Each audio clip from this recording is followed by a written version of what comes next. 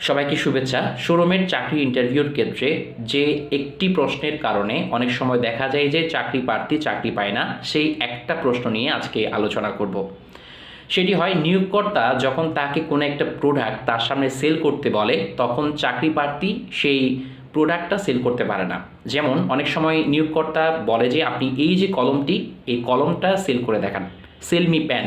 তখন যিনি চাকরি প্রার্থী আছেন তিনি নার্ভাস হয়ে যান। ঠিক সেই সময় আমাদেরকে যে পরিস্থিতি মোকাবেলা করতে হবে, খুব শান্ত থাকতে হবে। শান্ত থেকে আমি কলমটি নিয়ে আগে যিনি আমাদের নিয়োগকর্তা আছে তাকে অবশ্যই প্রশ্ন করতে হবে, স্যার আপনি কি কলমটি আপনার অফিসিয়ালি ডকুমেন্টসের জন্য ব্যবহার করবেন নাকি আপনার অফিসের কাজের জন্য ব্যবহার করবেন। তিনি যদি বলেন যে অবশ্যই ডকুমেন্টসের কাজের জন্য আমার কলমটি ব্যবহার করা প্রয়োজন, তাহলে আপনি তার নিড, তার প্রয়োজনটি বুঝতে পারলেন। ঠিক তখনই আপনি তাকে বলবেন, স্যার এই যে কলমটি দেখতে পাচ্ছেন, এই কলমটি আপনার ডকুমেন্টসের লেখার জন্য খুব ভালো কাজ দেবে।